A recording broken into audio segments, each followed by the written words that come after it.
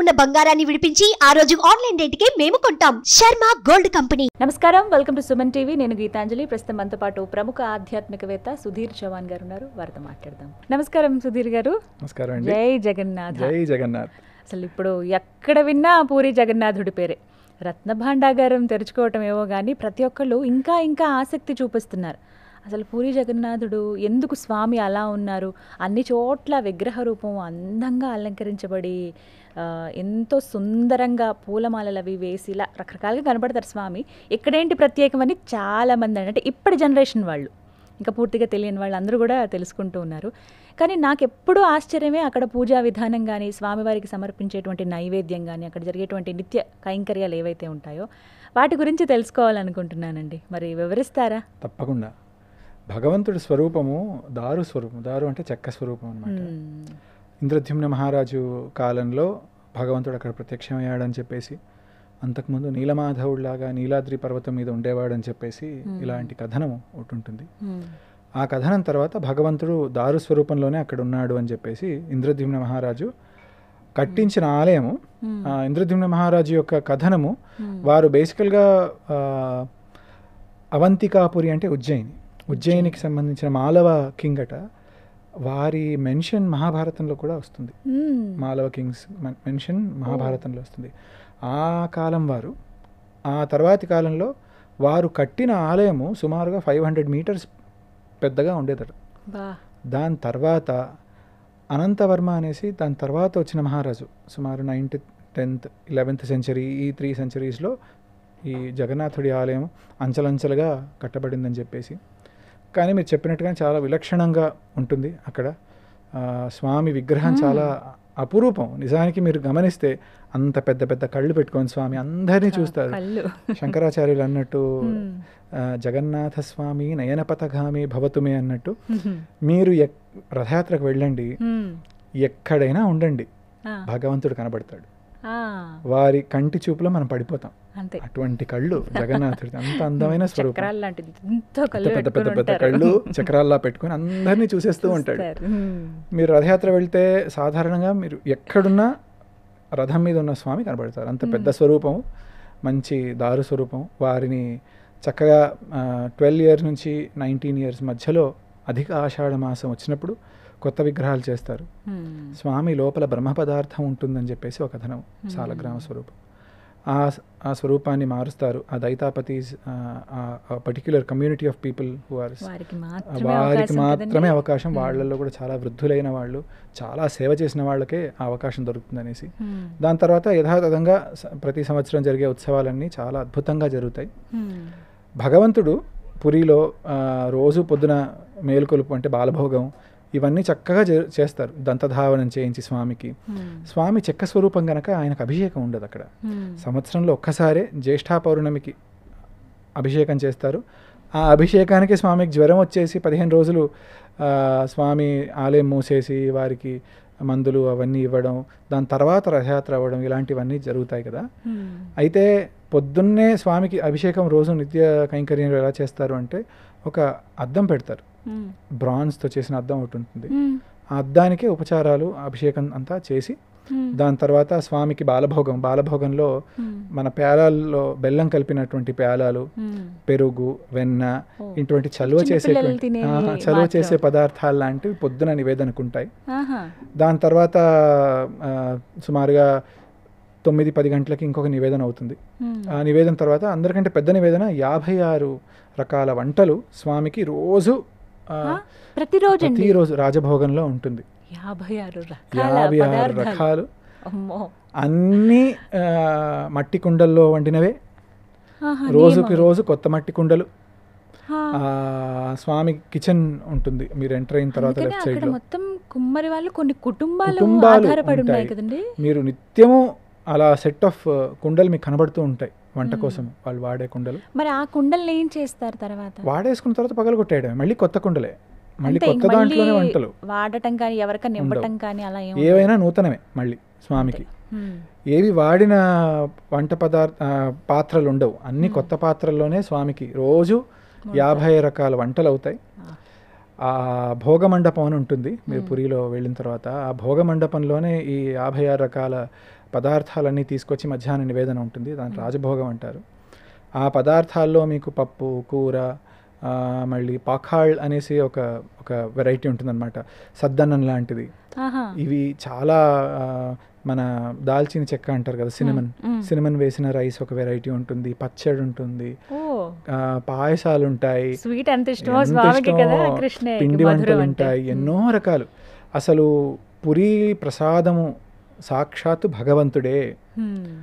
మీరు ప్రపంచం మొత్తంలో ఎన్ని ఆలయాలున్నా ఖచ్చితంగా భగవంతుడు పురిలో తింటాడు. అసలు ఆయన భోగం అక్కడే.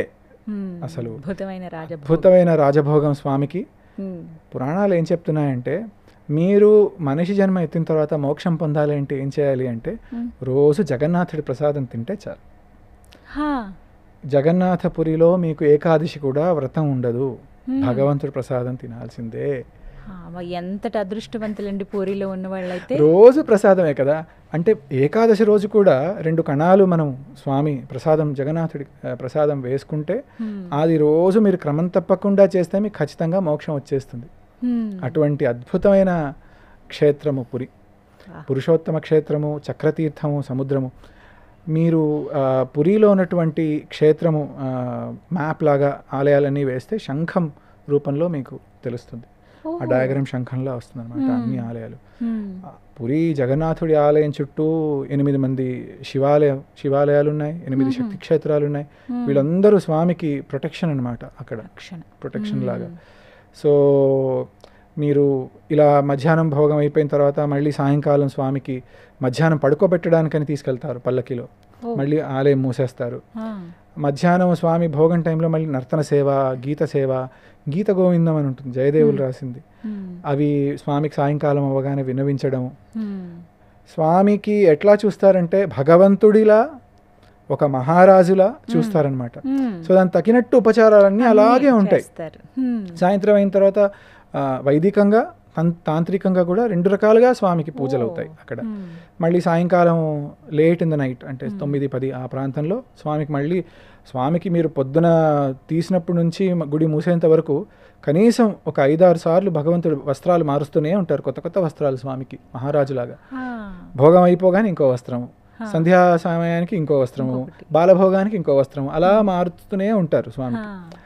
రాత్రికి పడుకోబెట్టేటప్పుడు స్వామికి చక్కగా తెల్లటి వస్త్రాలు, పూలతో కట్టినటువంటి ఆభరణాలు, బంగారు ఆభరణాలు ఇవన్నీ వేసి చాలా భౌగ్యంగా చాలా అద్భుతంగా స్వామి దర్శనం అవుతుంది రాత్రికి. చాలా చాలా అద్భుతంగా ఉంటారు. ఈ విధంగా చేస్తారు. రథయాత్రకు వచ్చినప్పుడు స్వామి గుండీచాకి వెళ్ళినప్పుడు రథం మీదే రిటర్న్ వచ్చేటప్పుడు, గుండీచా నుంచి రిటర్న్ వచ్చేటప్పుడు 4 రోజులు రథం మీదే ఉంటాడు స్వామి. నివేదన అంతా రథం మీదే అవుతుంది స్వామికి, ఉపచారాలన్నీ రథం మీదే అవుతాయి. గుండీచా వెళ్తే మీరు గుండీచాలో కూడా లోపల వెళ్ళొచ్చు, లోపల వెళ్ళి స్వామికి దగ్గర నుంచి చూడొచ్చు. ముందు స్వామికి తాకే అవకాశం ఉండేది, ఈ మధ్యకాలంలో తాకే అవకాశం లేదు, దర్శనం మాత్రమే. ఇలా చాలా వైభవంగా ఉన్నటువంటి పురి క్షేత్రము. మనం ఎన్ని మాట్లాడుకున్నా ఇంకా కొత్తగా చాలా మనకి తెలుసుకోవాలి అటువంటి క్షేత్రం పురి క్షేత్రం. ఇంకా మిగిలే ఉంటాయి, ఎంత మాట్లాడినా చాలా ఉంటాయి. మీరు రథయాత్ర ఒక ఎగ్జాంపుల్, మీరు రథయాత్ర చూడండి. ఆ గ్రాండ్ ట్రంక్ రోడ్ అనేసి పెద్ద రోడ్ అనమాట, బడా డండా అంటారు. రథం నడవాలి అంటే అసలు మీకు జనాలే కనబడతారు, ఆ రోడ్డు మొత్తం జనాలే కనబడతారు. మీరు ఇసుక వేస్తే కింద రాలదు, ఇసుక వేస్తే రాలనంత జనం మీకు అక్కడ కనబడతారు. వారిని చూడడానికి, రథం లాగడానికి అంతే. అద్భుతమైన క్షేత్రం, అద్భుతమైన భక్తులు. ఆ రథం పైన ఒక చెయ్యి ఇలా పడితే చాలు, మన జీవితం ధన్యం. మీరు అన్ని సంప్రదాయాలు వాళ్ళు. మళ్ళీ అద్వైతంలో శంకరాచార్యుల వారి మఠం ఏర్పాటు చేశారు, భగవద్ రామానుజుల వారి ఎంఆర్ మఠం అనేసి ఒక మఠం ఉంది, చైతన్య మహాప్రభు వాళ్ళ గౌడీయ సంప్రదాయం. వీళ్ళందరూ అన్ని సంప్రదాయాల వాళ్ళు జగన్నాథుడు చుట్టే, భగవంతుడు వదిలి ఎవరు ఉంటారు? నిజమే కదా. పురిలో మీరు గమనిస్తే రథయాత్ర జరిగినప్పుడు తిరిగి వస్తారు స్వామి. సాధారణంగా ఇప్పుడు ఆషాఢ ద్వితీయ నాడు బయలుదేరుతారు రథాల్లో, తిరిగి రావడం నవమి నాడు బయలుదేరితే దశమి, ఏకాదశి, ద్వాదశి, త్రయోదశి రోజు మళ్ళీ ఆలయంలో నీలాద్రి బీజే అంటారు దాన్ని, ఆలయంలో ప్రవేశించడానికి. అయితే ఏమవుతుందంటే స్వామి రిటర్న్ వచ్చిన తర్వాత నవమి తర్వాత దశమి, ఏకాదశి రోజు సాయంకాలము భగవంతుడికి సోనాబేషాన్ని వేస్తారు. బంగారు ఆభరణాలు సుమారుగా ఒక్కొక్క స్వరూపానికి 36 కిలోల బంగారం ఉంటుంది అని విన్నాను నేను. ఈ అసలు ఒక్కొక్క చెయ్యి ఒక్కొక్క స్వామి యొక్క ఆభరణము ఇంత పెద్ద పెద్దగా ఉంటాయి, అన్ని సాలిడ్ గోల్డ్. ఆ ఆభరణాలు తీసుకొచ్చి రథం మీదే అలంకారం చేస్తారు. నాకు ఆ స్వరూపం దర్శనం చేసుకునే అవకాశం ఒక్కసారి దొరికింది, జన్మలో మరిచిపోలేను. స్వామి రథాలు మహాద్వారం ఎదురుకుండా ఉంటాయి, 3 రథాలు.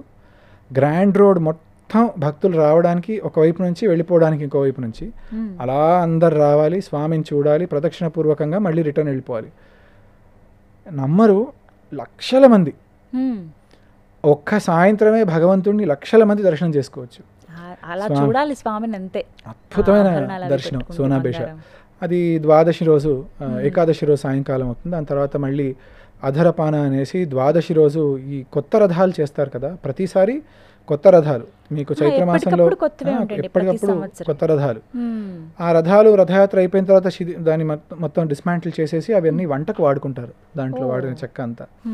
అయితే ఏం జరుగుతుందంటే, ఇప్పుడు ఈ రథాల మీద ఉన్నటువంటి దేవతలు ఈ రథం వెళ్ళి వచ్చిన దానివల్ల ఏదైనా జరిగిన దానికి అన్నిటికీ అధరపాన అనేసి 3 పెద్ద పెద్ద కుండలు స్వామి ముందు పెడతారు. పానకం లాంటి ఒక పదార్థం చేసి ఆ పదార్థం స్వామికి నివేదన చేసి అలా జీవుల కోసం అని చెప్పేసి అలా వదిలేస్తారు. మొత్తం రథం అంతా అలా కుండలు తోసేస్తారు. మొత్తం అలా పగిలిపోయి మొత్తం ఆ జీవరాశులకు అందరికీ అందాలి, అందరూ మోక్షం పొందాలి అని చెప్పేసి అదొక రిచువల్ పూరిలో. రథయాత్రలో భాగంగా మనం ఇవి చూడగలుగుతాం. స్వామి అంటే అందరినీ ప్రేమిస్తారు కాబట్టి అలా ఆయన చూపించడం, ఆయన లీలలే ఇవన్నీ కూడా. కృష్ణ పరమాత్ముడు వల్లే చమత్కారి, ఆయనకి చేసేవి అదే విధంగా ఉంటాయి, మనతో చేయించుకుంటాడు అంతే.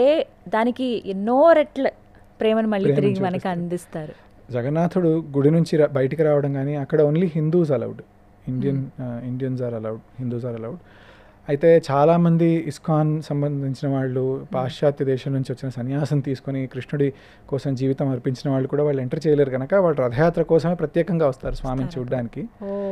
స్వామి గర్భాలయం నుంచి బయటికి రావడానికి రథం ఎక్కే ముందు పాహండి అని ఉంటుంది. మనలాగా స్వామిని ఒక పల్లకి మీద కూర్చొని అందరు ఎత్తుకొని రావడం అలా ఉండదు. జగన్నాథుడు ఎలా అంటే ఆయన సేవ చేసేవాళ్ళందరితో కలిసి అలా నడుచుకుంటూ వస్తున్నట్టు పహండిలో ఆడుకుంటూ చక్కగా అలా వచ్చేస్తారు రథం మీదకి. బలరాముడు అలాగే వస్తారు, జగన్నాథుడు అలాగే వస్తారు. సుభద్రాదేవి మాత్రం చక్కగా విత్ ఆల్ రెస్పెక్ట్ షీఈస్ తీసుకుని వస్తారు. భలే ఉంటుందండి ఆ సందర్భం. సంవత్సరానికి ఒక్కసారి జరిగిన ఎప్పుడెప్పుడా అని 1000 కళ్ళతో ఎదురు చూస్తా ఒక్క భగవంతుడే మూల విరాటే బయటకు వచ్చేస్తాడు. అసలు ఇంకెక్కడా లేనిది, ప్రపంచ వ్యాప్తంగా చూసుకుని ఎక్కడా లేని విధంగా అన్ని రోజులు అక్కడ ఉండడం. ఇంద్రద్యుమ్న మహారాజు గుండీచా ఆలయంలో మళ్ళీ వెళ్ళి మనకి అన్ని రోజులు దర్శనం ఇవ్వడం. ఎక్కడా లేని విధంగా అన్న, తమ్ముడు, చెల్లి దేవత చతుర్థమూర్తి వారితో పాటు సుదర్శనుడు కూడా ఉంటాడు. సుదర్శనుడు. ఇంకా ఎవరెవరు ఉంటారండి దేవతలు? ఆలయంలో మీకు విమలాదేవి, గోపాలుడు, నృసింహస్వామి సన్నిధి, మహాలక్ష్మి సన్నిధి, ఈ సన్నిధులన్నీ సుమారుగా 30 సన్నిధులు ఉన్నాయి. ఒక పెద్ద వటవృక్షం ఉంటుంది. ఆ వటవృక్షం కింద గణపతి, వటపత్రశాయి, చాలా చాలా పెద్ద ఆలయం అండి. మళ్ళీ ఆ గుడి వెనకాల కోయిలి వైకుంఠ అని ఉంటుంది. పాత విగ్రహాలు అంటే విగ్రహాలని అక్కడ పూడ్చి పెడతారు అని చెప్పేసి చెప్తారు. అలా చాలా ఆశ్చర్యాలు ఉంటాయండి పురిలో. అయితే చూడాల్సిందే, ప్రసాదం కోసమైనా వెళ్ళాలి. నిజమే, ప్రసాదం కోసమైనా వెళ్ళాలి. మీరు ఇందాక అన్నారు కదా, జీవితంలో ఒకసారి తిన్నా చాలు, అది ఆ భాగ్యం అని. అక్కడికి వచ్చే వాళ్ళు కూడా ప్రసాదం ఇన్ని రకాల భోగాలు వాళ్ళకి ఉంటాయి కదండి. మీరు అక్కడ ఆనంద్ బజార్ అని అక్కడ ప్రసాదాలు విక్రయిస్తారు. భగవంతుడికి నివేదన చేసిన ప్రసాదాలు విక్రయిస్తారు. అక్కడ ఎట్లా అంటే భగవంతుడికి నివేదన చేసిన తర్వాత విమలాదేవికి నివేదన చేస్తేనే అది మహాప్రసాదం అవుతుంది. దాని తర్వాత ఆనంద్ బజార్ అంటే అమ్మవారే శక్తిపీఠం, ఆ ఆలయంలోనే ఉపాలయంలా విమలాదేవి ఆలయం ఉంటుంది. ఆవిడికి జగన్నాథుడి ప్రసాదాలు తర్వాత అక్కడ ఆవిడ నివేదన చేసి అప్పుడు ఆనంద్ బజార్కి వస్తాయి. ఆనంద్ బజార్ అంటే ఆనందం పంచే మార్కెట్. ఆ మహాలక్ష్మి స్వీకరించిన తర్వాతే ఎవరికైనా సరే ఆ ప్రసాదాలంతా మనం అన్ని రకాలుగా మనం తీసుకోవచ్చు. చాలా మంది ఏం చేస్తారంటే స్వామికి నివేదన చేసిన అన్నం ఉంటుంది కదా, అవి ఎండబెట్టినవి కూడా అమ్ముతారు.